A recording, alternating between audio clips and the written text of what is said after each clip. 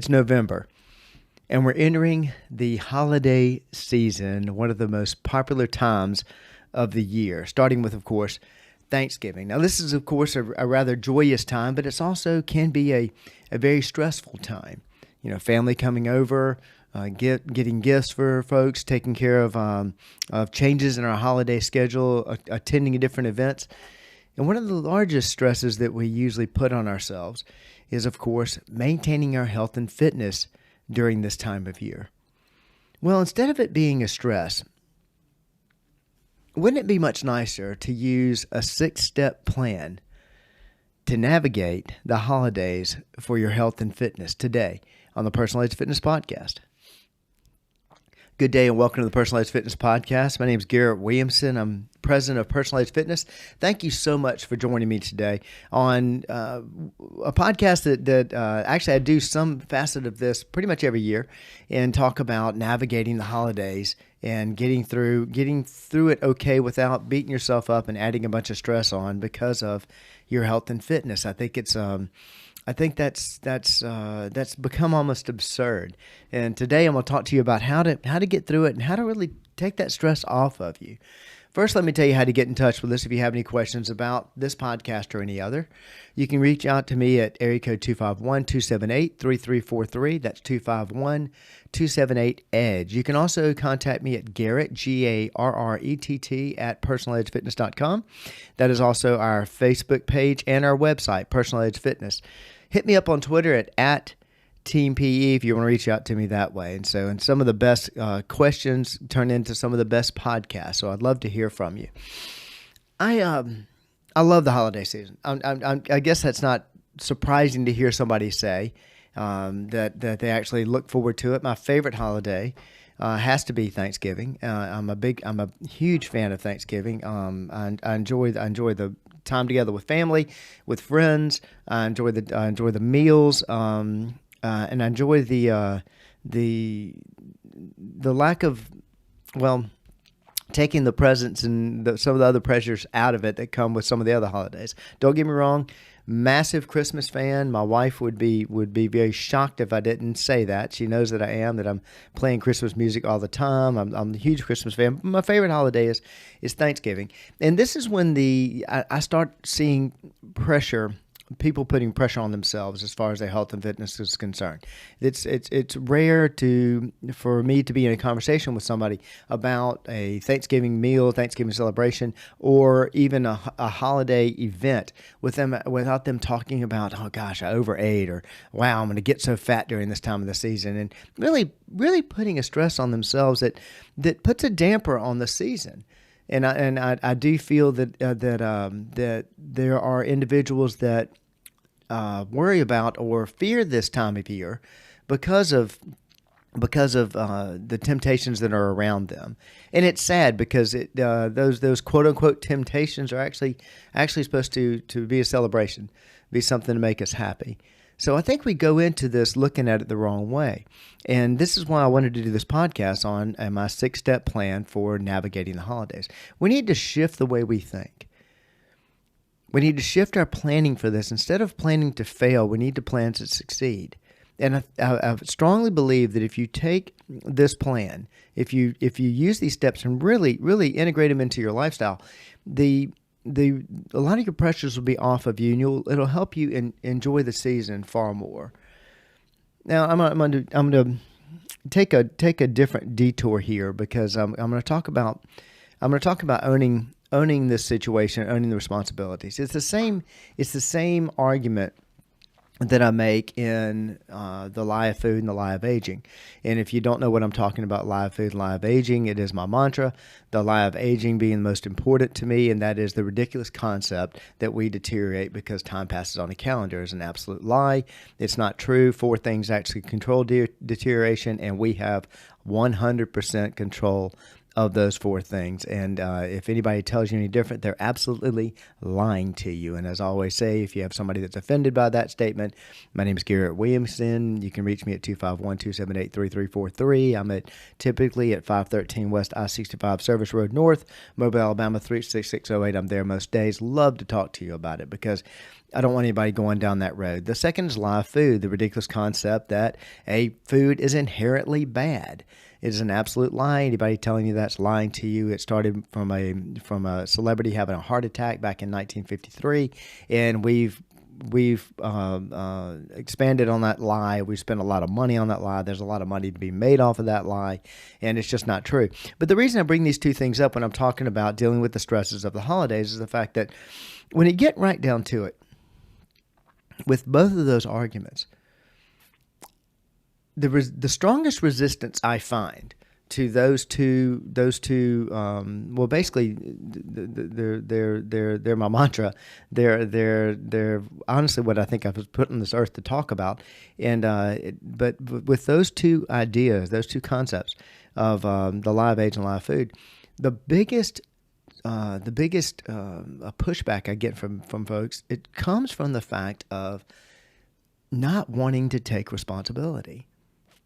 Now, please don't be offended by that, but there's a movie, you may have seen it, you may not. It's kind of an interesting thing that I'm quoting Gene Hackman from the movie The Replacements, but he was talking to his quarterback, and the quarterback made a decision to kind of pass off and not take the situation into his own hands. And Gene Hackman said to the quarterback character, it was Keanu Reeves, and said, winners always want the ball. In other words, you want control of the situation. Because if you have control of the situation, then you can make things happen. You can actually take responsibility and take control of the situation instead of wanting something to blame your failure on. And that's where live age and live food, at the end of the day, when it comes to age, we're wanting to blame time causing it, so causing deterioration, so that we don't have to take responsibility for our own actions. If we can blame the food, then we don't have to take responsibility for cravings and overeating. And when it comes to the holidays, it's the same situation. You can easily sit back and do something that we do year after year after year after year, where we sit here and say, oh my gosh, this time's coming. I can't do anything about it. I'm going to gain weight. Or we can look at it as, no, I'm going to celebrate this. I'm going to take control of this very small portion of stress. And I'm going to get it under control. I'm just not ever going to have it again. And I'm going to show you how to do that. It's like anything else. Proper planning prevents poor performance. Now, I'm sure you've heard that before, but it's the holidays aren't a surprise to us. And I can tell you, 20 years from now, right around the beginning of November, we're going to start thinking about Thanksgiving. We're going to start thinking about Christmas. Most people say that even before Halloween, we start thinking about Christmas. So it's not a surprise.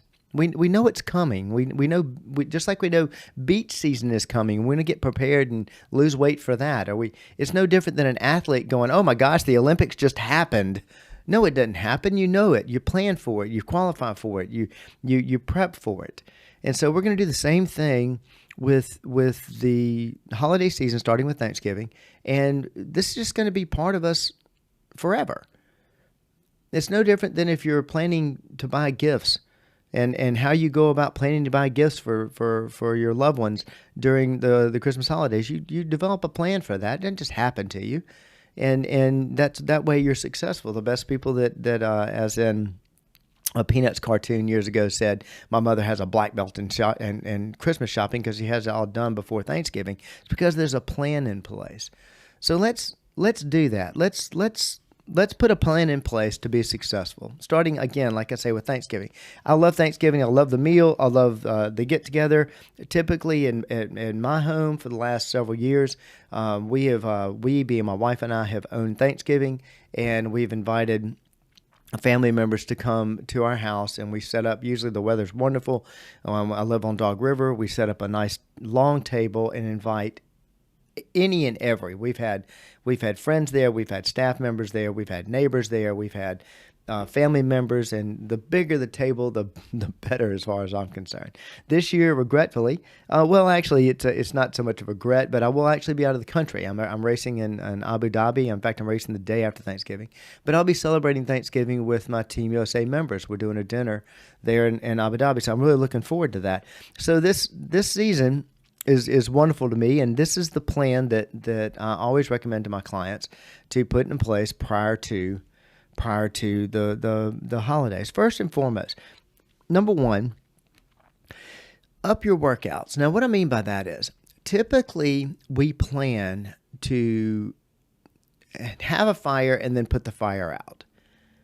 Here's what I mean by that. We plan to, okay, at the first of the year, after I've abused myself through this last couple of months, I am then going to get in shape. This is what, and as a fitness facility owner and being in the fitness industry for 31 years, maybe I should shut up about this because January is usually a very good month for us. But we put off our problems and put off our troubles. We'll deal with that later. Well, then you've put yourself behind the eight ball. And instead of doing that, get ahead of it. Get ahead of it. Starting in November, start making the changes there. And I actually learned this from a client of mine years ago. He actually said that during the holiday season is when he works out more. He starts working out more. So by the time January comes, he doesn't have to start this whole new plan. He just has to continue with where he is. And he said every time I was able to enjoy the holidays because I was staying fit, I was continuing my workouts. Yes, I may have had a slight change in weight because of what I had to eat, but I had it all under control. And by the time January comes, I am 2 months ahead of everybody else. So when I say up your workouts, that can mean a myriad of things. If you're currently working out, well then go ahead and put some in the bank. Just like we do with our In It to Lose It program and our Catalyst program, we're talking to people when they're going out to, I'm planning a big meal. This is a celebration. I'm looking forward to this, and I'm probably going to overeat. What they'll do is they'll go put a lot of calories in the bank. They'll go do workouts so that they've got calories that they've already burned. So when they overeat that night, basically they're covered. And you can do the same thing, not with just one meal, but also not with just one workout and planning just for one meal, but you can start slowly bringing those workouts up. If you're working out, just make an example. Working out 3 days a week right now, add a couple of cardio days. Nothing wrong with that. If you're doing 2, go to 3. If you're 4 to 5, I can sit here and do this all day. You know that. But start changing frequency, intensity, or time. One of those 3 things. You change one of those 3 things, you increase them a bit, that's going to build that cushion for you. And most importantly, it's going to make you feel better. As in between your ears, it's going to make you feel better and feel like, okay, I've got a handle of this. This isn't out of control. And then you're able to enjoy the season a bit better. So if you're not working out, fine. That's okay. That goes to step 2. And it also has to do with step 1. Okay. You're going to, if you're planning on making, all right, January, I'm going to be a new person. I'm going to make my fitness resolution, what have you. Okay, great. Why not start now? Why not start now planning for that? Go ahead and start writing out your plan. Literally, get a piece of paper out and write out your plan. Don't just write on there, I'm going to lose 20 pounds. How are you going to do it? What steps are you going to take? All right, I'm going to get a personal trainer. I'm going to contact Personal Edge. I'm going to set up a consult. I'm going to talk to them about how many times a week I need to work out. I'm going to listen to Garrett's podcast and up my water intake. All right, write those things down, and then not just write them down, but knock out the first one or one of those that day, the day that you write that. Knock out one of them. Get started on your plan.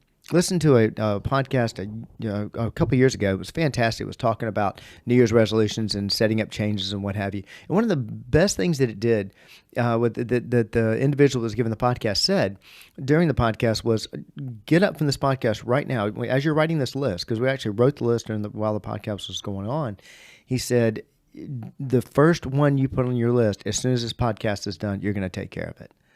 So set the bar of entry low. And find something, get started on it right now. I take it a step further. I say, if you're going to make a list like I was saying a minute ago, I'm going to contact Personal Edge, or I'm going to contact facility, I'm going to get a personal trainer. Okay, pick up the phone and make the appointment. Set the appointment. If you're going to set it up for January, fine. Set it up for January. Book the appointment. Book the consult. If you're going to start increasing your intake of water, start that day. And I say get about 20% of your plan either accomplished or at least started. Again, that's setting you up to succeed. That's setting you up to be able to enjoy the holidays with less stress, much less stress. Number 3, I'm going to say it. I can't go through a podcast without talking about one of my favorite subjects, Water. It's one of the easiest, guys, and let's always start with water. Now, if you are a diehard fan of the podcast, or you're one of our clients and you're already drinking a good bit of water, fantastic. Keep maintaining that, but maybe go to that next level. If you're not quite, you're hitting 40 ounces, 60 ounces on a regular basis, let's nail 80. Let's nail 80 ounces and make sure our goal is to get it through the entire holiday season. We're going to do 80 ounces every single day. If you're not drinking water right now, time to get a bottle, time to put the rubber bands on, get your baseline. If you're not working out, and even if you're overeating right now, you can get your baseline of water. And I've talked about that before. Getting your baseline is basically make sure, get a water bottle, something over 16 ounces. I don't recommend getting the big jugs, but whatever works for your head, but at least 20 ounces. And make sure you have it with you everywhere you go. And when I say everywhere you go, don't just have it, oh yeah, I've got my water bottle, it's out in my car. No, with you, right there with you, wherever it's socially acceptable to take it. And for an entire day, track your water. Don't try to set a record, just track your water. Use the rubber band technique I've talked about in the past. If you have any questions about that, contact us at 251-278-3343. We'll not only tell you how to walk you through how to do that, we'll give you the rubber bands. Love for you to do that. And at the end of the day, that whatever amount you've had to drink, that's your baseline. And so if it's 30 ounces, fine, it's 30 ounces. If it's 20 ounces, that's in other words, one bottle, then it's 20 ounces. And you want to count it by bottles. I don't recommend guesstimating. Well, I had 2 bottles, but I got some left in this bottle, but I think I had whatever number of bottles you finish that day is your baseline. For the next 7 days, don't go below that baseline. You can go above it, but don't dare go below it. At the end of 7 days, add a bottle. Keep doing that exact same pattern until you hit 100 ounces. So if nothing else, during the holiday season, you can get your baseline, and you can start that process. So the other thing I'll say about water is day of Thanksgiving Day. And I don't know many people that don't plan on overeating on Thanksgiving Day. I certainly do. I always have. And even if I have just a bite of everything that's brought to our table, we have so many people bringing food typically that no matter what, I'm going to overdo my calories. So one thing I'm definitely going to do, and I do it every morning anyway, but I recommend doing is start off that morning with an uncomfortable amount of water. Now, not overly uncomfortable, but if you can easily, these are just examples, if you can easily, I can chug 4 ounces, no problem. I can chug 8 ounces, no problem. All right, if it's 8 ounces, then you're going to take in 10 to 12. If it's 10 to 12 that you're able to take in with no problem, you just pick up and slam a bottle of water of 10 to 12 ounces, then you're going to go 16 to 20. My comfort level happens to be at 34. And it sounds like a high number, but I've been doing this now for 24 years of taking in over 100 ounces a day. But start with that uncomfortable amount first thing in the morning. I mean, I literally in the shower, before you have your coffee, taking that uncomfortable amount, and then continue to manage a consistent amount throughout the day. And what I mean by a consistent amount, I'm very vague with these numbers because it differs from person to person. My consistent amount happens to be 20 ounces. I have a 20-ounce Personalized Fitness bottle, and so I will sit and track and across every couple of hours or whatever. I've had 20 ounces. No matter if I'm working out or not, I'm just going to continue to have 20 ounces throughout the day. Whether I'm eating, whether I'm having wine, whether I'm drinking coffee, whether I'm having dessert, doesn't matter. I'm going to be consistent with my water.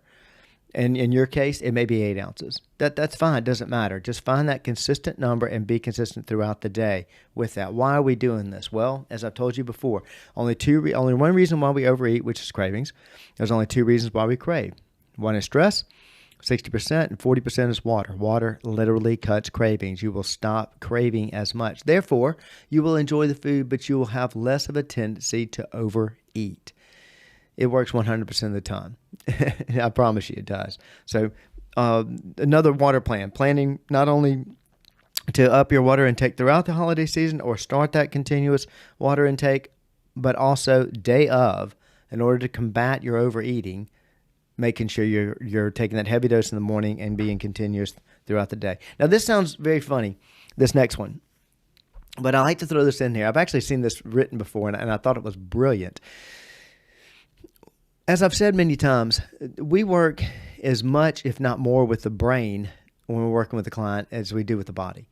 Now, teaching exercises is the easier part of what we do. Of course, it helps that, it's easy for me to say that since my entire staff has, at minimum, they all possess at least a bachelor's degree in the field of either exercise science, exercise physiology, kinesiology, sport medicine, or athletic training. And so coming up with exercises is very easy to them. It's almost like breathing to everybody else. But working with heads is what we do a lot of. Changing people's concepts of age, changing people's concepts of what they're able to do, and helping them develop the healthy lifestyle. This next part speaks really strictly to the brain, but it does make a dramatic difference. And that is Thanksgiving Day, Christmas Day, if you're going to have a big meal, wear fitted clothes. Now, most people will take the Joey Tribbiani approach to it and go put on a pair of pregnant pants so they can go eat Thanksgiving dinner. Instead, wear fitted clothes. Wear something that fits. Therefore, you have that constant reminder of, hey, look, don't overeat. Don't let these things stretch out, what have you. You can still enjoy the food. You can enjoy the food without overeating it. I promise you. I used to have a client that went to Ruth Chris, a fantastic steak restaurant here in Mobile, and they went on such a regular basis and had the filet, had the wine, had the desserts, and had the appetizers. Just went to the nth degree every single time he went. And he went on multiple occasions during the week. And I used to tell him that, you know what, I enjoy going there more than you do. And he was shocked. There's no way you can enjoy more than I do. And I said, no, I enjoy it more because in order for you to enjoy it, you're going to have to overdo every single item, every single time, every single week you go. For me to enjoy it, I just have to have 1 or 2 bites of everything, and I find it to be heaven. And my taste buds aren't deadened. I enjoy it far more. And it doesn't take overeating to enjoy a great meal. It doesn't take over drinking to enjoy a good glass of wine. So wearing fitted clothes, again, is that constant reminder of, hey, keep this thing under control. Number 5, one of the simplest, walk.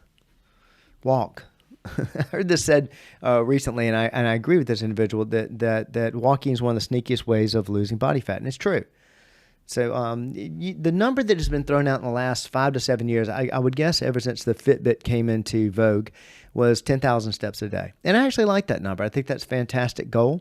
And maybe you're not up there. That's fine. Don't beat yourself up. Don't not try because you're only at 2,000 steps. Go to 6,000, what have you. But if you can, I'm going to use 10,000 here as I'm talking about it, but you'll have to adjust it to your level. You want to put in more steps. Go out and do an actual walk more than you would usually do. And if you're already walking once a day, hey, make it twice a day. Take a little longer walk. Actually track your steps. Again, tracking is the key. But track your steps. That's by doing that. You're banking those calories. You're also doing something about your mood. You're releasing endorphins, and you're battling stress. You're handling stress. Again, 60% of the reason why we overeat is stress. So you're doing a lot of things when you're just going out and going for a walk. If you're a runner and cyclist, swimmer, you can use those same modalities to get the same result. But I am all those things. I'm a runner. I'm a cyclist, and I'm a swimmer. I still take my dog for a walk and enjoy the fact that I really am doing something great for my health.